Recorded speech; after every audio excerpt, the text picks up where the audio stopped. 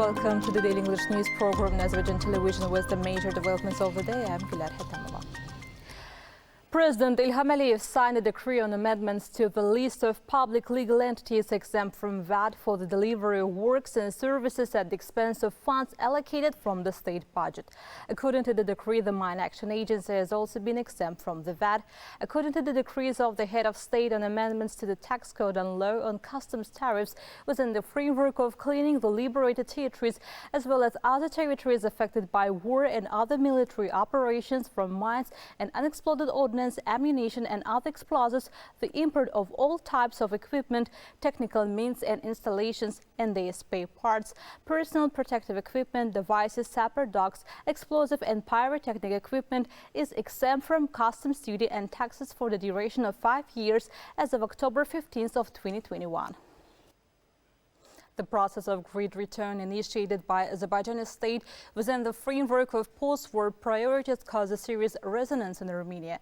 The attempts to change the results of the military defeat, which have intensified in this country in recent days, are accompanied by new provocations on the border zone. On January 8th, the shelling of our position in the direction of Kəlbəcər region and the provocation that followed it once again confirmed the enemy's desire to hinder the process of revival in Karabakh. Korkula debilmelik. Biz dağlar askeri.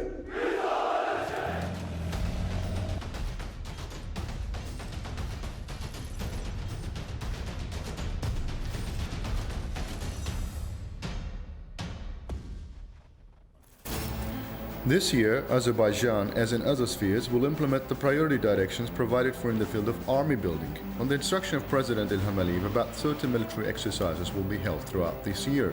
Steps will be taken to strengthen the combat readiness and material and technical basis of the army.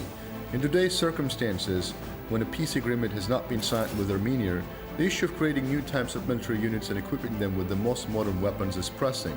During the visit of the victorious Supreme Commander-in-Chief to Hadrut at the end of December last year, the official announcement of the creation of commando brigades as new military units that strengthen the country's defense will go down in history. Not one, not two, but many commando brigades are already being established in Azerbaijan, and these brigades will be capable of performing any military task. Our well-trained children have shown great determination and readiness to sacrifice themselves for the motherland and will serve in these brigades. This will greatly increase the strength of our army. I want to say again that there will be many such brigades and thousands of our servicemen will serve in these brigades. Thus, the Azerbaijani army will continue to maintain its professionalism and fighting spirit. The commando brigades, to which the President pays special attention, have already begun the first exercises in the new year. So, in accordance with the plan of combat training, in order to prevent the provocation of the sabotage group of the imaginary enemy, the military unit of the commando of the ground forces completed all the tasks assigned to neutralize them. The remnants of the separatists in Karabakh, seriously concerned about the military exercises, are fabricating misinformation about the shelling of civilians by our army in the direction of the Red Bazaar, and declare that the Azerbaijani side is striving to keep the Armenians of the region in the country. There is no doubt that they have an insidious plan, and the Prime Minister of Armenia, which is presiding over the Collective Security Treaty Organization, is putting forward an assumption about a possible repetition of the events in Kazakhstan in Karabakh, thus drawing an absurd and rather dangerous parallel. However, there's not a single fact that the Armenian military contingent contributed to any peace process in Central Asia. Apparently realizing that after a short break it will have to fulfill its obligations under the peace agreement, delimitation and demarcation of borders, as well as the opening of communications, official Yerevan is trying to change the situation as much as possible in its favor and force international forces that have an interest in the region to actively intervene in the processes in the South Caucasus. Therefore, for the government of Armenia, it's important to lead the process of normalization, not to be behind the public opinion, which was based on cultivation of hatred against Azerbaijanis. To lead the public opinion, to make very important steps to persuade the people that the only way for Armenia to develop is to normalize relations with Azerbaijan, to normalize relations with Turkey, to become a neighbor, a normal neighbor, not a hostile neighbor, and to refrain from territorial claims. So I think that if this formula is accepted by Armenian government and political elite, we have chance for progress. Yes, Armenia is rapidly narrowing its ability to choose. The statement a few days ago by Turkish Minister of National Defense Hulusi Akar. Our goal is long-term peace and stability. The presidents of Turkey and Azerbaijan extended the hand of peace to Armenia. We hope that this gesture will be duly appreciated in Yerevan.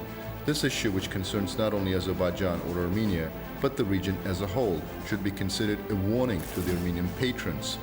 The statement of Turkish Foreign Minister Mevlut Çavuşoğlu.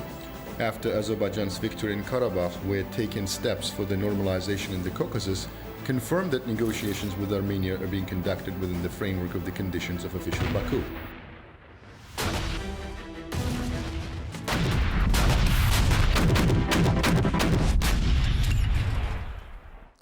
According to the combat training plan, the Azerbaijan army held the formations, command staff exercises in the area.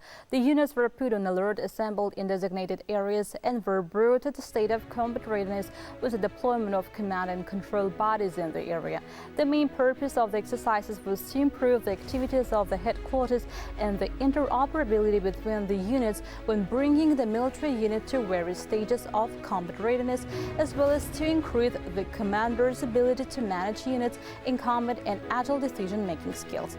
During the exercises, the military personnel successfully accomplished the assigned tasks, the Defense Ministry reported.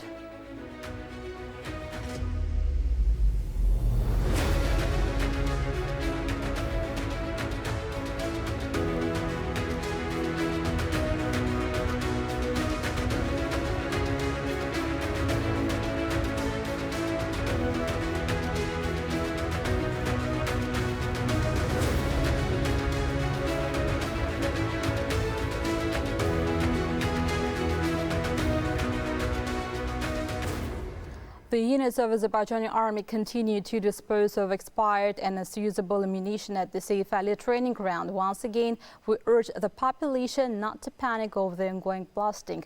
There is no reason for concern, the message of the Ministry of Defense stated. Weapons and ammunition abandoned by Armenian armed forces were found in Shusha and Horediz liberated from occupation. The police officers of the Shusha district, State Security Service and Mine Action Agency employees found 6 anti-tank missile systems, 5 grenade launchers, 1 machine gun, 8 grenades, 110 shells of various types, 3 clips for automatic rifle, 2,712 cartridges of various calibers and other munitions, 2 grenades, 1 grenade launcher, 1 AK-74 automatic weapon, 1,496 different caliber cartridges, 1 R392 radio station, 2 grenade launchers and 3 cartridge comps have been found in the transportation in the territory of the Horediz railway station by the employees of the main state traffic police department. The preparation of a map of the Basichai State Natural Reserve Sanitary Protection Zone in Azerbaijan has been completed according to Biodiversity Protection Service under the Ministry of Ecology and Natural Resources. In accordance with the order, President Ilham Aliyev, work is underway to restore the activities of the reserve located in Azerbaijan's Zangilan district, liberated from Armenian occupation. Within the work, monitoring involving employees of the Ministry of Ecology and Natural Resources and the National Academy of Sciences is carried out.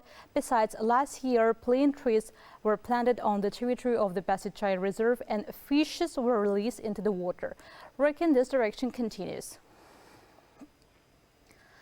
673 more cases of coronavirus infection have been recorded in Azerbaijan, while 392 people have recovered and discharged from the hospital and 14 patients died.